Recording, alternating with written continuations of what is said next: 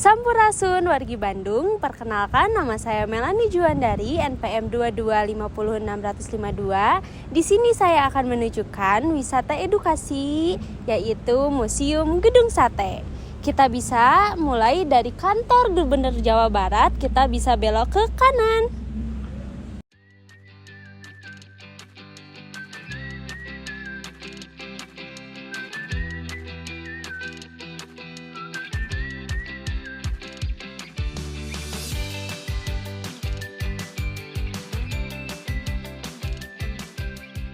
Kita udah sampai nih di Museum Gedung Sate.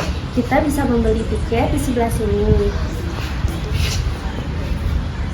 Berhubung lagi nutup karena jam 12 istirahat, kita akan masuk jam 1. Ada apa aja sih di dalam? Nanti kita lihat.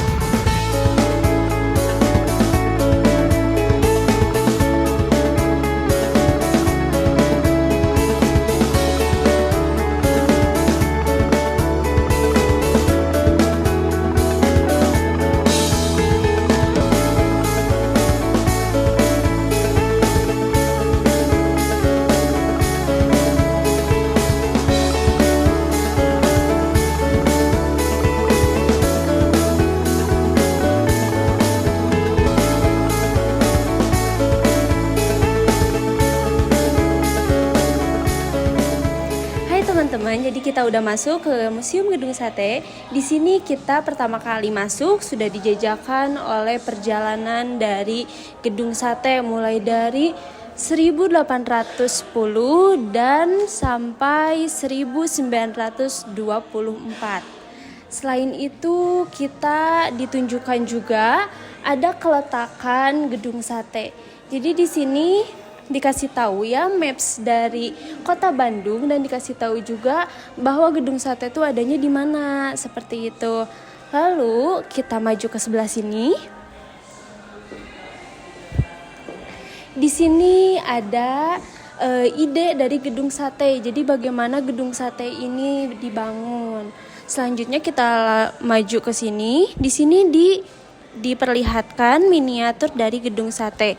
Jadi dilihatin ya teman-teman ya, Gedung Sate miniaturnya kayak gimana. Selain itu dijelaskan juga bahwa proses pembangunannya bagaimana. Bila ingin lebih jelas, kalian bisa ke sini untuk mengunjunginya.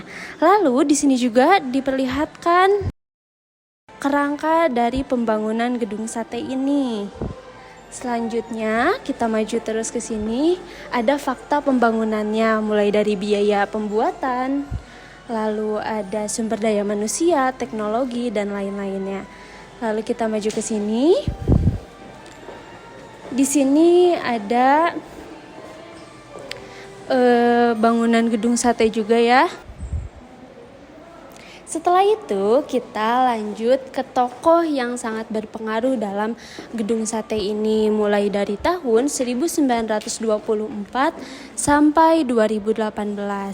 Yaitu 2018 Gedung Sate ditempati oleh Gubernur Jawa Barat hingga sekarang.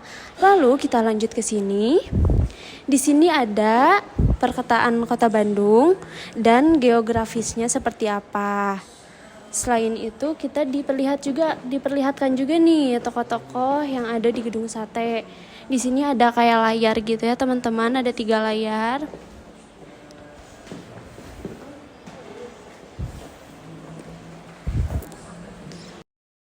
Lalu ada juga peta persebaran bangunan heritage di Kota Bandung. Ini petanya. Ada di Regol, di Cicadas, di Joblong, jadi banyak banget ya. Ada 30 bangunan heritage di Kota Bandung. Lalu di sini juga dilihatin bangunan yang dibangun pada masa pembangunan.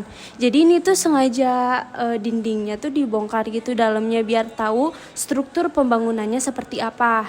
Selanjutnya kita maju ke sini, balik lagi ya.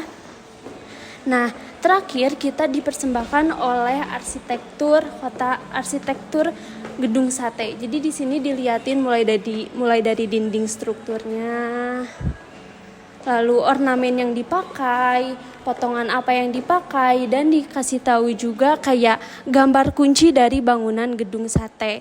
Mulai dari seperti ini ventilasinya, kayak kan gedung sate terkenal sekali dengan banyaknya jendela ya teman-teman ya. Terus di sini juga ada citra pemindaian 3D-nya. Di sini diliatin di layar sini, dan juga kita bisa baca-baca nih di sini nih dari arsitektur gedung satenya. Lalu terakhir kita bisa melihat tontonan dan juga VR bila terbuka. Nah, ayo kita lihat. Di sini ada studio virtual.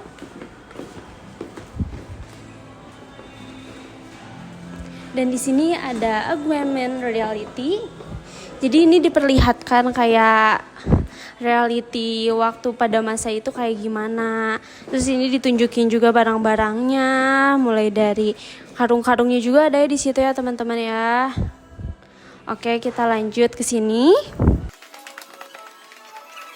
Di sini ada arsitekteriumnya.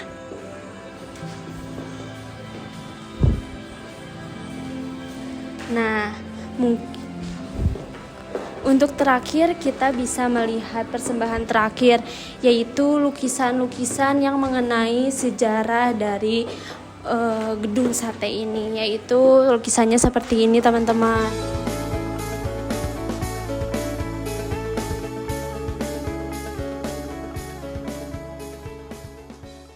Wawancara pengunjung. Halo Kak, boleh tanya namanya siapa? Ibrahim. Ibrahim, dari mana asalnya? Dari Jogja. Oke, dari Jogja. Kan kita lagi di Museum Gedung Sate nih. Saya mau nanya, kenapa kakak tertarik ke Museum Gedung Sate ini? Yang pertama dari segi, karena saya penikmat sejarah ya, jadi memang bangunan ini tuh karismatik sekali. Bahkan untuk orang Jogja ketika melihat bangunan ini pun wah gitu. Dan kebetulan bertemu dengan teman yang mempelajari sejarah dan banyak cerita tentang bla bla bla di sini. Ternyata luar biasa, apalagi ketika baru tahu pembangunan gedung sate ini membutuhkan dana sekitar 6 juta gulden, dan itu sangat besar. Konversi kurang lebih sekitar 7 miliar kalau saya tidak salah itu. Itu salah satunya. Terus setelah nonton video tadi, terus berkeliling, juga perasaannya gimana? Makin excited ya untuk mempelajari lebih dalam, lebih khusus lagi mengenal sejarah bangsa Indonesia dalam bidang arsitektur dan pembangunan khususnya. Kalau secara militer barangkali di Jogja lebih lengkap, tapi di sini mungkin dari segi arsitekturnya, kemudian penataan kota dan segala macam di sini lebih menarik bagi saya gitu kurang lebih. Menurut kakak nih, kalau yang kesini tuh cocoknya untuk usia rentang berapa sih? Agak susah ya untuk membayangkan apalagi minat generasi kita nggak ke sini, tapi untuk mereka yang masuk di usia SMA barangkali SMA kuliah sangat penting untuk kesini mengenal lebih dalam tentang kota yang dia tinggali dan bagaimana bangunan ini bisa megah dan bisa bertahan 100 tahun lebih kalau tidak salah ya. Itu perlu dipelajari lebih dalam dan sangat penting untuk mereka mengenal sejarah mereka, bagaimana proses pembangunannya sampai dengan mempertahankannya. Itulah bagian dari semangat untuk membela negeri juga. Bagus buat mereka. Jadi senang ya kayak kalau udah kesini. Keren lah pokoknya. Oke, terus kalau ada satu kata nih yang untuk menunjukkan Museum Gedung Sate, itu satu katanya apa tuh? Apa ya, yang lebih tepat mungkin lebih karismatik. Oh, karismatik. Udah aja sih Kak, terima kasih banyak.